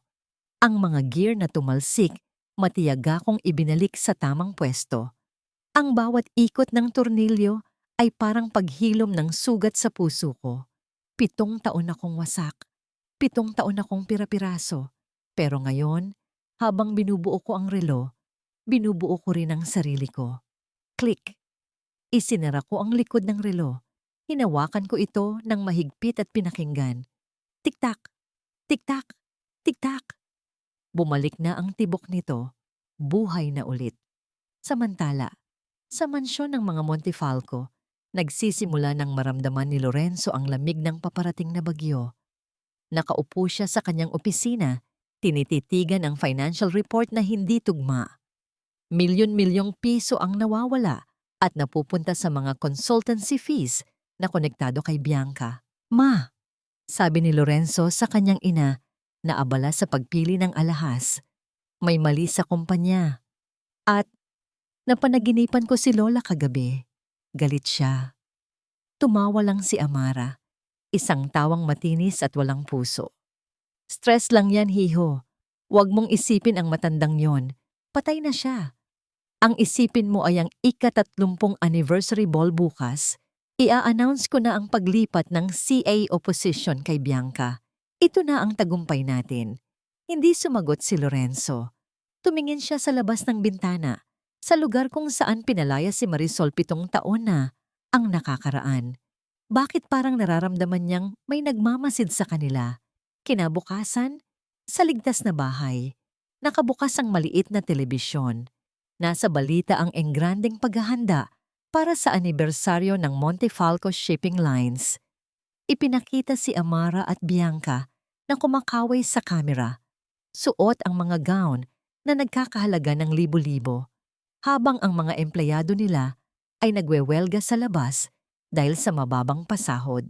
Tingnan mo sila, sabi ni Lola Esme, nakaupo sa kanyang wheelchair. Ang mga mata ay nag-aapoy sa galit. Ang kakapal ng muka, ipinagdiriwang nila ang nakaw na yaman. Lumapit ako sa telebisyon at pinatay ito. Ang reflection ko sa itim na screen ay hindi na si Marisol na labandera. Nakikita ko ang isang babaeng handa ng lumaban. Kinuha ko ang isang malaking kahon na ipinadala ni Dr. Santos kanina. Binuksan ko ito. Sa loob ay isang Filipiniana gown na kulay dugo. Pula, matapang, at agaw pansin. Hindi ito bago. Galing ito sa baul ng yumaong asawa ni Doc. Pero ito ay elegante at puno ng kasaysayan. Humarap ako kay Lola Esme at kay Tala. Itinaas ko ang pocket watch na umaandar na ng maayos. Oras na, sabi ko ng matatag. Walang panginginig sa boses, walang luha sa mata. Hindi sila nagpadala ng imbitasyon, pero pupunta tayo at sisiguraduhin kong ito ang party na hinding-hindi nila makakalimutan. Hinawakan ni Tala ang kamay ko. Sama ako, inay. Gusto kong makita kung paano manalo ang good guys. Ngumiti ako at hinalikan ng kanyang noo. Oo, anak. Manonood ka. Dahil ngayong gabi, babawiin natin ang lahat. Ang Manila Hotel Grand Ballroom ay naliligo sa liwanag ng libu-libong kristal mula sa naglalakihang chandeliers. Ang amoy ng mamahaling champagne at imported na pabango ay humahalo sa hangin. Lumilikha ng isang kapaligiran na amoy salapi at kapangyarihan. Ito ang mundo kung saan hindi tinatablan ng gutom at dumi ang mga tao. Ito ang mundong dating nagluwa sa akin. Nakatayo si Mama Amara sa gitna ng entablado, hawak ang mikropono na parang setro ng isang reyna. Suot niya ang isang gintong gown na kumikinang sa bawat galaw niya. Tila ba gusto niyang bulagin ang lahat sa kanyang tagumpay. Sa tabi niya ay si Bianca na nakangiti ng pagkatamis-tamis habang kumakapit sa braso ni Lorenzo. Si Lorenzo naman ay tulala, parang isang manika na walang sariling isip, sumusunod lang sa agos. Mga kaibigan, business partners, masiglang bati ni Amara, ang boses niya ay umaalingaw-ngaw sa speakers. Ngayong gabi, ipinagdiriwang natin ang ika-30 taon ng Montefalco Shipping Lines. At bilang regalo sa inyo, mayroon akong isang malaking anunsyo. Ang bagong CEO na magdadala sa atin sa mas maningning na bukas. Tumingin siya kay Bianca ng may pagmamalaki. Itinaas ni Bianca ang kanyang baba, handa nang tanggapin ang koronang hindi naman sa kanya. Ang aking daughter-in-law, si Bianca. Hindi natapos ni Amara ang kanyang sasabihin. Ang dambuhalang pinto ng ballroom ay biglang bumukas ng malakas. Ang tunog ng pagtama ng kahoy sa pader ay parang kulog na nagpatigil sa lahat ng musika at tawanan. Katahimikan. Ang lahat ng mata ay lumingon sa pintuan. Ang liwanag mula sa lobby ay pumasok at sa gitna ng silaw, may 3 anino ang nabuo. Dahan-dahan kaming pumasok. Nauuna ako. Suot ko ang Filipiniana terno na kulay dugo. Ang pula nito ay matingkad, matapang, at nagnininga sa gitna ng dagat ng mga bisitang nakasuot ng beige at ginto. Ang aking buhok ay nakapusod ng mahigpit at ang aking muka ay walang bahid ng kahit anong emosyon, kundi determinasyon. Wala na ang Marisol na nakayuko. Wala na ang Marisol na nanginginig. Sa aking kanan, itinutulak ni Dr. Santos ang isang wheelchair. Nakaupo doon si Doña Esmeralda. Payat man siya at maputi na ang buhok, ang kanyang tindig ay nananatiling maharlika. Nakasuot siya ng itim na velvet at sa kanyang leeg ay nakasabit ang isang kwintas na pamilyar sa lahat ng board members, ang sagisag ng Chairman Emeritus. At sa aking kaliwa, hawak ko ang kamay ng isang batang babae na nakasuot ng simpleng puting bestida. Si Tala. Ang kanyang mga mata ay nanlalaki sa pagkamangha, pero hindi siya bumibitaw sa akin. Ang kanyang mukha ay maliit na refleksyon ng lalaking nasa entablado. Nagsimula kaming maglakad papunta sa gitna. Ang tunog ng takong ng aking sapatos sa marmol na sahig ay malinaw at maindayog. Tik-tak. Tik-tak. Parang tibok ng orasan. Parang bilangan ng oras bago ang pagsabog. Ang mga bisita ay kusa at mabilis na humawi. Para kaming Moses na humahati sa dagat na pula. Naririnig ko ang mga bulungan. Diyos ko, si Doña Esmeralda ba yon? Akala ko ba patay na siya? At sino yung kasama niya? Si Marisol ba yon? Yung dating katulong? Hindi ako lumingon sa kanila. Ang mata ko ay nakapako lang sa isang direksyon, sa entablado. Kay Amara, nakita ko ang pagkawala ng kulay sa mukha ni Amara. Ang kanyang nangiti ay naging isang maskara ng takot. Ang kanyang mga kamay ay nanginig at nabitawan niya ang hawak niyang champagne glass. Ang tunog ng pagkabasag ng baso sa sahig ay napakalakas sa gitna ng katahimikan. Ang likido ay kumalat sa kanyang paanan. Parang lason na siya rin ang may gawa. Si Bianca ay napahawak sa kanyang leeg, tila nauubusan ng hangin. Ang kanyang mga mata ay pabalik-balik sa akin at kay Lola Esme. At si Lorenzo. Dahan-dahang humakbang paharap si Lorenzo. Tinanggal niya ang pagkakakapit ni Bianca. Ang kanyang mga mata ay nakapako sa akin. Puno ng gulat, pagtataka, at pangungulila. At pagkatapos, dumako ang tingin niya kay Tala. Nakita ko ang pagtigil ng kanyang paghinga. Nakita ko ang pagkakilala, ang ilong, ang mata, ang hugis ng mukha. Hindi niya kailangan ng DNA test. Lukso ng dugo ang nagsusumigaw sa kanya. Tumigil kami sa paanan ng entablado. Ang distansya namin ni Amara ay ilang metro lang, pero ang bangin sa pagitan ng aming moralidad ay walang hanggan. Inabot ko ang mikropono mula sa isang natulalang MC. Ang bigat nito sa aking kamay ay parang bigat ng hustisya. Magandang gabi. Ang bati ko. Ang boses ko ay buo, malinaw, at hindi nanginginig. Pasensya na kung nahuli kami. Hindi kasi nakarating ang imbitasyon sa bahay na pinagtapunan niyo sa amin. Isang singhap ang narinig mula sa mga tao. Tumingin ako kay Lorenzo. Lorenzo? Tawag ko sa kanya. Sa unang pagkakataon sa loob ng 7 taon, binanggit ko ang pangalan niya nang hindi umiiyak.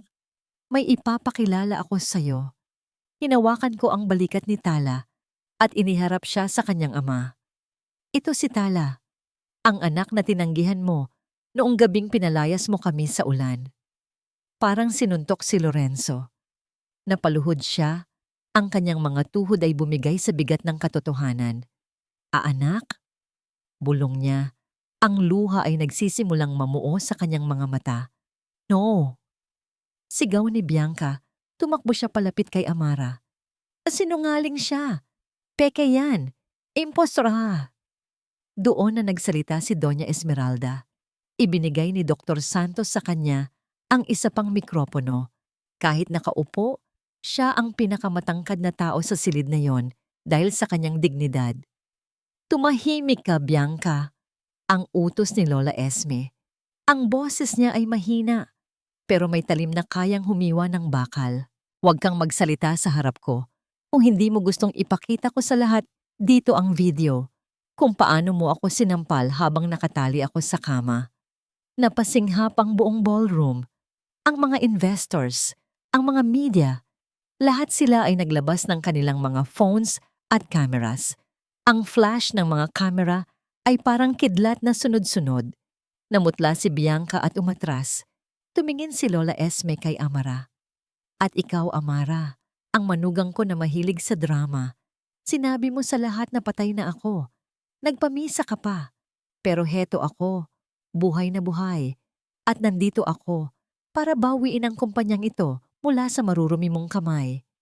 Mama, nanginginig na, sabi ni Amara, sinusubukang lumapit.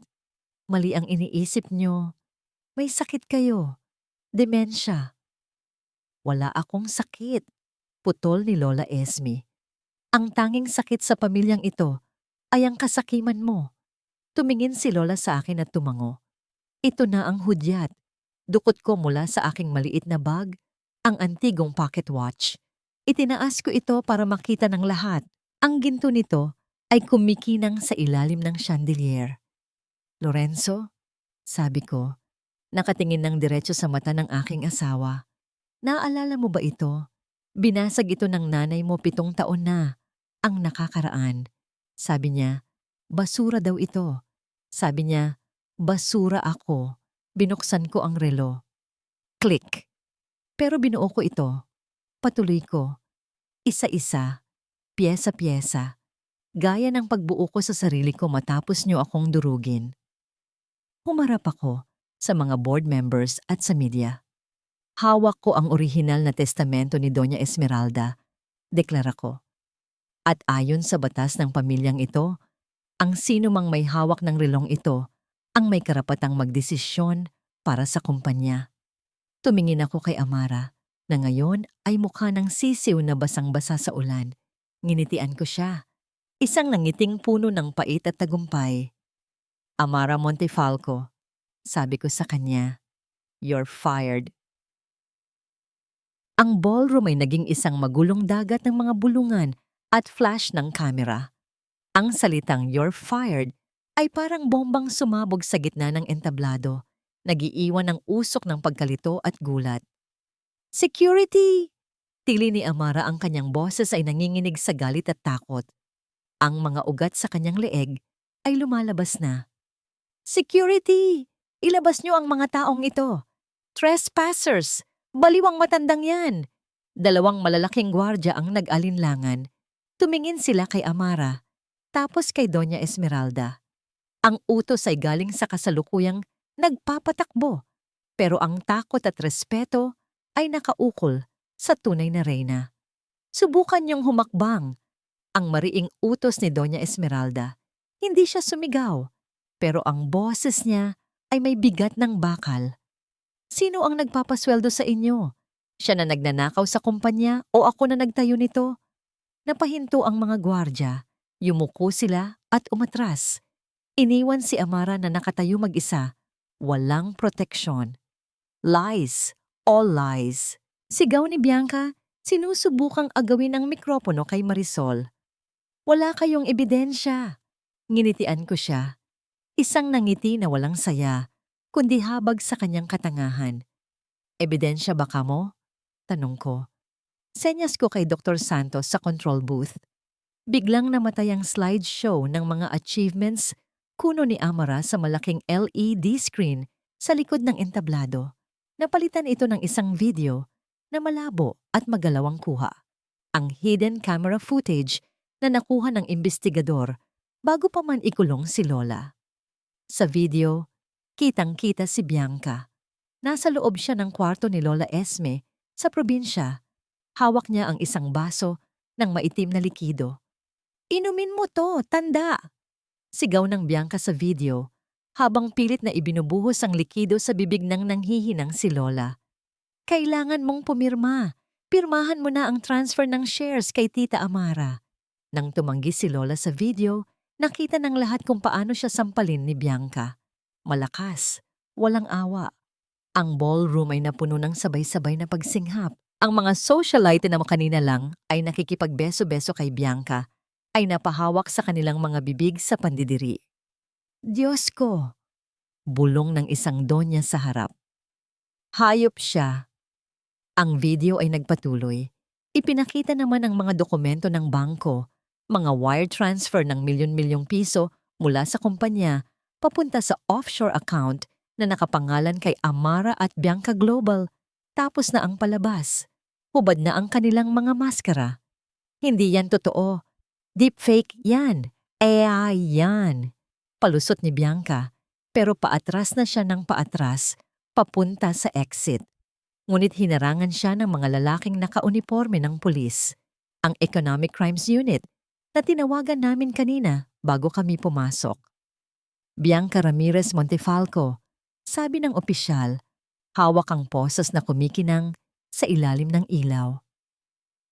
Inaaresto ka namin sa salang serious illegal detention, estafa at elder abuse. Ang tunog ng bakal na sumara sa pulsuhan ni Bianca ay musika sa aking pandinig. Nagpupumiglas siya, sumisigaw, nagmumura, na wala na ang kanyang poise at elegance. Kinaladkad siya palabas gaya ng pagkaladkad nila sa akin noon. Ang gulong ng palad ay umikot na. Napalingon ako kay Amara. Nakatayo siya doon, namumutla, nanginginig ang mga labi. Tumingin siya sa paligid, naghahanap ng kakampi. Pero ang mga kaibigan niya, ang mga partners niya, lahat sila ay umiiwas ng tingin. Ang kahihiyan, ang hiya, ay parang makapal na kumot na bumabalot sa kanya. Wala nang masasakit pa sa isang Amara Montefalco, kundi ang mawalan ng mukha sa harap ng lipunan. Lorenzo, tawag niya sa kanyang anak. Desperada. Anak, tulungan mo ako. Ginawa ko lang naman ito para sa'yo. Para sa legacy natin. Dahan-dahang lumingon si Lorenzo sa kanyang ina. Ang mukha niya ay puno ng luha at pagkabigo. Para sa akin? Tanong ni Lorenzo. Ang boses ay basag. O para sa sarili mo? Lumapit si Lorenzo sa akin. Sa gitna ng kaguluhan, parang kaming dalawa lang ang tao. Tiningnan niya ako. Talagang tiningnan. Hindi gaya ng tingin niya noon na puno ng pagdududa. Marisol, sabi niya. Ang boses ay nanginginig. Yung sulat. Yung lalaking si Nestor. Tinitigan ko siya ng diretso. Walang kurap. Walang Nestor, Lorenzo? Sagot ko ng mahinahon. Ikaw lang. Ikaw lang ang minahal ko. Pero naniwala ka sa isang pirasong papel kaysa sa asawa mong natutulog sa tabi mo gabi-gabi. Napapikit si Lorenzo. Ang katotohanan ay parang punyal na tumarak sa dibdib niya. Ang pagsisisi ay rumihistro sa kanyang mukha. Isang sakit na walang gamot. Patawarin mo ako. Bulong niya at dahan-dahan, sa harap ng daan-daang tao, sa harap ng mga kamera, lumuhod ang bilyonaryong si Lorenzo Montefalco sa harap ko. Lumuhod siya sa sahig na marmol. Hindi alintana ang kanyang mamahaling pantalon. Hinawakan niya ang laylayan ng aking pulang terno. Patawarin mo ako, Marisol. Hagulgol niya. Parang batang nawawala. Ang tanga ko. Ang sama ko. Tumingin ako sa kanya. Ito ang sandaling pinapangarap ko sa loob ng 7 taon. Ang makita siyang nagsisisi. Ang makita siyang lumuluhod. Pero ngayong nangyayari na, wala akong nararamdamang galit. Wala ring kilig. Ang nararamdaman ko lang ay paglaya. Sa gilid ng aking mata, nakita ko si Tala. Nakakapit siya kay Lola Esme, nakatingin sa kanyang ama na nakaluhod. Inay? Tawag ni Tala. Bakit po umiiyak si tatay? Ang salitang tatay ay nagpatigil sa pag-iyak ni Lorenzo. Tumingala siya at tiningnan ng bata. Anak! Bulong niya, inaabot ang kamay ni Tala. Tumingin si Tala sa akin, naghihintay ng permiso. Tumango ako ng bahagya. Lumapit si Tala at hinawakan ang kamay ng ama na hindi niya kilala. Huwag na po kayong umiyak, sabi ng bata, ng inosente. Sabi ni Inay, ang mga brave, hindi umiiyak, tumayo na po kayo. Ang kabutihan ng aking anak ay sumampal sa kasamaan ng mundong ginagalawan nila. Sa likuran, nilapitan na ng mga pulis si Amara. Huwag niyo akong hawakan! Sigaw ni Amara habang pinupusasan. Lorenzo, do something! Pero hindi lumingon si Lorenzo. Nakatitig lang siya sa anak namin. Parang ito ang pinakamahalagang kayamanan na ngayon lang niya natuklasan. Tinalikuran ni Lorenzo ang kanyang ina sa parehong paraan ng pagtalikod niya sa akin noon. Pero ngayon, tama ang kanyang desisyon. Dalhin niyo na siya, utos ni Doña Esmeralda sa mga pulis. Alisin niyo ang basurang yan sa pamamahay ko. Habang kinaladkad si Amara palabas, ang kanyang mga sigaw ay unti-unting nawala. Nilamon ng bulungan ng mga tao. Natahimik ang lahat. Nakatayo ako sa gitna ng entablado. Hawak ang pocket watch, katabi ang tunay na may-ari ng kumpanya at ang aking anak. Si Lorenzo ay nananatiling nakaluhod sa paanan ko. Ito na ang katapusan ng digmaan. Nanalo kami. Pero ang tanong na nakabitin sa hangin ay, ano ang susunod? Tumingala si Lorenzo sa akin. Ang kanyang mga mata ay puno ng pag-asa. Isang pag-asa na baka pwede pang ibalik ang dati. Marisol, sabi niya, bumalik ka na sa akin. Buuin natin ang pamilya natin. Ibibigay ko sa iyo ang lahat. Ang mundo, ang mga bituin, lahat. Tiningnan ko ang pocket watch sa aking kamay. Tiningnan ko ang mga peklat na iniwan nito sa akin. Huminga ako ng malalim. Ang sagot ko ang magdidikta ng aming kinabukasan. Nakadapa ang tingin ng buong mundo sa amin. Ang bilyonaryong si Lorenzo Montefalco, nakaluhod sa paanan ng kanyang dating katulong. Ang kanyang mga luha ay pumapatak sa aking sapatos, mainit at puno ng pagsisisi. 7 taon ko itong ipinagdasal, ang makitang lumambot ang puso ng taong nanakit sa akin. Pero ngayong nasa harapan ko na siya, nagmamakaawa, nag-aalok ng lahat ng yaman sa mundo. Bakit ang nararamdaman ko ay hindi tagumpay, kundi awa? Marisol, ulit ni Lorenzo. Ang boses ay basag at paos. Please, umuwi na kayo. Ibibigay ko ang lahat. Babawi ako. Hahabulin natin ang 7 taon na nawala. Magiging pamilya tayo ulit. Dahan-dahan, yumuko ako. Hinawakan ko ang kanyang balikat. Naramdaman ko ang pag-asa na umusbong sa kanyang katawan. Akala niya, ito na ang yakap ng pagbabalikan. Akala niya, dahil lumuhod siya, burado na ang lahat. Pero sa halip na yakapin siya, mararahan ko siyang itinayo. Tumayo ka, Lorenzo. Ang utos ko ng mahinahon. Huwag kang lumuhod sa akin. Ang pagluhod ay para sa Diyos, hindi para sa tao. Tumayo siya. Ang kanyang mga mata ay naghahanap ng sagot sa aking mukha. Hinawakan niya ang aking kamay. Mahigpit, takot na bumitaw. Mahal mo pa ako, di ba? Tanong niya, parang batang naghahanap ng kasiguraduhan. Nakita ko kung paano mo iningatan ang pocket watch, kung paano mo ito binuo. Ibig sabihin, may pag-asa pa tayo. Tiningnan ko ang pocket watch na nasa kabilang kamay ko. Ang ginto nito ay makinis na ulit. Pero kung tititigan mong mabuti, makikita mo pa rin ang maliliit na lamat sa salamin kung saan ito binasag ni Amara. Lorenzo, panimula ko, at binitawan ko ang salita na wawasak sa kanyang ilusyon. Inayos ko ang relong ito, hindi para sa'yo. Inayos ko ito dahil ito ang legacy ni Lola Esme, at inayos ko ito para patunayan sa sarili ko na kaya kong bumuo ng mga bagay na sinira ng iba. Natigilan siya. Unti-unting lumuwag ang hawak niya sa aking kamay. Ang tiwala ay parang salamin. Patuloy ko, ang boses ko ay hindi galit, kundi malungkot at puno ng realidad. Kahit anong gawin mong pagdidikit, mananatili ang mga lamat. Sa tuwing titingin ako sa'yo, hindi lang ang lalaking minahal ko ang makikita ko. Makikita ko rin ang lalaking tumalikod sa akin habang kinakaladkad ako sa ulan. Makikita ko ang lalaking naniwala sa isang pirasong papel kaysa sa asawa niya. I can change, giit niya. Tumutulo na naman ang luha. Nagbago na ako. Alam ko, sagot ko. At masaya ako para sa'yo. Pero Lorenzo, hindi ko na kailangan ng asawa. Tumingin ako kay Tala na tahimik na nakamasid sa tabi ni Lola Esme. Ang kailangan ko ay ama para sa anak ko. Sabi ko nang mariin. Si Tala, lumaki siya na ang kilala lang na tatay ay si Dr. Santos. Kailangan niya ng ama na magpoprotekta sa kanya. Hindi yung klase ng ama na hahayaang apihin siya ng sarili niyang pamilya. Yumuko si Lorenzo. Tinanggap ang bigat ng aking mga salita. Ang hiya ay bumalot sa kanya. Pinapatawad na kita, sabi ko.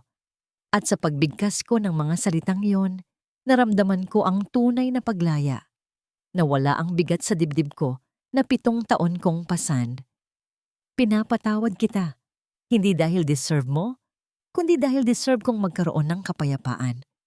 Ayokong turuan ang anak natin na magtanim ng galit. Inilapit ko si Tala sa kanya. Gusto mo bang bumawi? Tanong ko. Huwag sa akin. Sa kanya ka bumawi. Kilalanin mo siya. Mahalin mo siya. Iparamdam mo sa kanya na siya ang pinakamahalagang taas noo ng mga Montefalco. Lumuhod ulit si Lorenzo, pero sa pagkakataong ito, sa harap na ni Tala, hindi siya humingi ng tawad sa bata.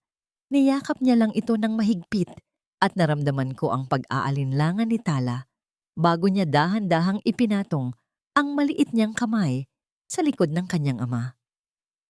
Isang tagpo ng paghilom, isang simula, pero hindi ang katapusan na inaasahan ng mga nanonood ng fairy tale. Lumingon ako sa mga pulis na naghihintay ng desisyon tungkol kay Amara. Nakatayo si Amara sa gilid, nakaposas, ang maskara ay kumalat na sa kanyang mukha. Wala na ang tapang. Ang natira na lang ay takot. Mrs. Montefalco, sabi ng hepe ng pulisya, itutuloy po ba namin ang kasong qualified theft at attempted murder? Kung ikukulong siya, magiging mabilis ang hustisya.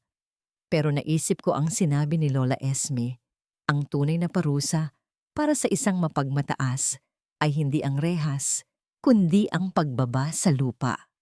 Lumapit ako kay Amara. Umatras siya. Takot na baka saktan ko siya. May deal ako, sabi ko ng malakas para marinig ng mga abogado. Iuurong namin ang kaso sa isang kondisyon. Nag-angat ng tingin si Amara, may kislap ng pag-asa. Hindi ka makukulong, sabi ko, pero tatanggalan ka ng lahat ng posisyon sa kumpanya. Ibibigay mo ang lahat ng assets na ninakaw mo. At sa susunod na 5 taon, magseserbisyo ka sa St. Jude Charity Hospital, ang ospital kung saan ako nanganak sa sahig dahil wala kaming pera. Nanlaki ang mata ni Amara. Ano? Ako? Maglilinis sa ospital ng mahihirap? Oo, sagot ko ng may pinalidad. Maglilinis ka ng kubeta. Magpapalit ka ng bedpan ng mga pasyente. Kakain ka ng pagkain nila. Mararanasan mo ang buhay ng mga taong tinapakan mo. Doon mo lang matututunan ang salitang pagpapakumbaba. Mama! Baling ni Amara kay Lola Esme. Hahayaan niyo ba ito? Tumingin lang si Lola Esme sa kanya ng malamig. Mabait pa si Marisol. Kung ako ang masusunod, sa kulungan ng mga daga, kita itatapon. Tanggapin mo ang alok niya o mabulok ka sa bilibid. Yumuko si Amara talo at wala nang magagawa. Ang kanyang pride ay durog na. Humarap ako sa media at sa mga bisita. Inayos ko ang aking terno. Ang gabing ito ay hindi tungkol sa paghihiganti, pahayag ko. Ito ay tungkol sa pagbawi ng kung ano ang tama. Ang Montefalco Shipping Lines ay magbabalik, hindi bilang simbolo ng kasakiman, kundi bilang simbolo ng serbisyo. Tinalikuran ko ang entablado. Tara na Lola, tara na Tala, yaya ko. Saan tayo pupunta, Inay? Tanong ni Tala habang hawak ang kamay ko. Sa mansyon na po ba? Umiling ako at ngumiti. Tumingin ako kay Lorenzo na nakatayo. Pinapanood kaming umalis. Gusto niyang sumunod, pero alam niyang kailangan niya munang respetuhin ang espasyo ko. Hindi anak, sagot ko. Uuwi tayo sa bahay ni Dr. Santos. Bukas, maghahanap tayo ng sarili nating bahay. Bahay na tayo ang bumili. Bahay na galing sa sarili nating pawis. Naglakad kami palabas ng ballroom. Ang red carpet ay parang daan patungo sa aking bagong buhay. Hindi ako naging Mrs. Montefalco ulit ngayong gabi. Pero sa unang pagkakataon, naramdaman ko na ako ay si Dr. Marisol. Isang ina, isang survivor, at sapat na yon, sobra-sobra pa sa sapat. Lumipas ang 5 taon. Ang sikat ng araw ay tumatagos sa mga dahon ng mangga. Naglalatag ng mga batik-batik na liwanag sa bagong pinturado kong klinik. Wala na ang amoy ng luma at amag na dating bumabalot sa buhay ko. Ngayon, ang hangin ay amoy antiseptic, bagong tabas na damo, at pag-asa. Nakatayo ako sa harap ng Marisol at Tala Medical Foundation. Ito ay isang gusali sa gitna ng tondo, ang lugar kung saan kami dating nagtatago ni Dr. Santos. Dito, Ang mga mahihirap ay hindi tinataboy. Dito, ang bawat pasyente ay tinatrato na parang pamilya. Inay, handa na po ang ribbon. Napalingon ako sa boses na yon. Si Tala, na ngayon ay 12 taon na, ay tumatakbo palapit sa akin. Matangkad na siya at ang kanyang buhok ay mahaba at itim. Gumagalaw kasabay ng hangin. Wala na ang bakas ng gutom sa kanyang pisngi. Ang nakikita ko na lang ay isang masayahin at matalinong bata na nangunguna sa kanyang klase. Sa likod niya, nakaupo sa isang modern wheelchair si Doña Esmeralda. Ang kanyang buhok ay purong puti na, pero ang kanyang ngiti ay walang kasing tamis. Hawak niya ang gunting sa kanyang kandungan. Hinihintay ako. Halika na, Doktora Marisol, tawag ni Lola Esme. Ang mga pasyente mo ay kanina pa naghihintay, Doktora Marisol. Hanggang ngayon, parang musika pa rin sa pandinig ko ang titulong iyon. Natapos ko ang medisina habang pinapatakbo ang kumpanya bilang chairwoman. Mahirap, nakakapagod, pero sulit ang bawat puyat. Lumapit ako at humawak sa gunting kasama si Tala at Lola Esme. Para sa mga inang lumalaban, bulong ko. At para sa mga anak na hindi sumusuko. Pinutol namin ang ribbon, ang palakpakan ng mga tao, mga kapitbahay, mga dating pasyente, mga scholars na tinutulungan namin, ay parang alon na yumakap sa akin. Sa gilid ng aking mata, nakita ko ang isang pamilyar na lalaki na nagbubuhat ng mga kahon ng gamot mula sa isang delivery van. Nakasuot siya ng simpleng t-shirt na puti at maong. Pinapawisan siya, pero nakangiti habang nakikipagkwentuhan sa mga kargador. Si Lorenzo, hindi kami nagkabalikan. Nanindigan ako sa desisyon ko, pero tinupad niya ang pangako niya. Araw-araw siyang bumabawi, hindi bilang asawa, kundi bilang ama at boluntaryo. Siya ang logistics head ng foundation, nagbabanat ng buto, malayo sa aircon ng kanyang opisina. Natuto siyang maging tao. Minsan, nahuhuli ko siyang nakatingin sa akin nang may halong lungkot at paghanga. Alam niyang ito ang kapalit ng kanyang mga pagkakamali. Ang panoorin ako mula sa malayo, abot kamay, pero hindi na pwedeng angkinin. At sa tingin ko, tanggap na niya iyon. Masaya na siya na naging parte siya ng buhay namin, kahit sa gilid lang. At si Amara? Nabalitaan ko mula sa head nurse ng St. Jude Hospital na natapos na ni Amara ang kanyang serbisyo publiko noong nakaraang buwan. Sabi nila, noong una ay puro reklamo at sigaw ang naririnig sa kanya. Pero noong huli, nakita raw nilang pinapakain niya ang isang matandang pulubi na walang kamag-anak. Nang walang nakatingin, umiyak daw si Amara. Siguro, sa wakas, nahanap na rin niya ang kanyang puso sa gitna ng dumi na kanyang nililinis. Hindi ko siya pinatawad ng buo, pero hindi ko na rin siya kinamumuhian. Ang indifference ay mas mapayapa kaysa sa galit. Hinawakan ko ang aking dibdib. Naroon pa rin, nakasabit bilang kwintas, ang pocket watch ni Lola Esme. Tik-tak, tik-tak. Ang bawat segundo ay paalala ng aking paglalakbay mula sa pagiging ulilang katulong na inapi, pinalaya sa ulan at nanganak sa sahig hanggang sa maging isang doktor, ina at pinuno. Tumingala ako sa langit. Napakaganda ng kulay asul, wala ni isang ulap. Dati, akala ko ang happy ending ay ang pakasalan, ang prinsipe at tumira sa kastilyo. Mali pala ako. Ang tunay na happy ending ay ang gumising ka sa umaga na alam mong hindi mo kailangan ng prinsipe para iligtas ka. Dahil ikaw mismo, kaya mong itayo ang sarili mong kaharian. Hinawakan ko ang kamay ni Tala at ni Lola Esme. Tara na! Yaya ko sa kanila papasok sa klinik. Marami pa tayong gagamutin. At sa unang pagkakataon, sa buong buhay ko, naramdaman ko ang tunay na kahulugan ng salitang buo. At iyan ang kwento ni Marisol. Isang patunay na ang pinakamagandang wakas ay hindi laging tungkol sa paghahanap ng kapareha, kundi ang paghahanap sa sariling halaga at pagiging buo muli. Sa iyo kaibigan na sumama sa amin mula sa unang patak ng ulan nung gabing pinalayas si Marisol hanggang sa sikat ng araw sa bago niyang klinik, maraming salamat. Ang iyong pakikinig ay isang malaking karangalan para sa akin.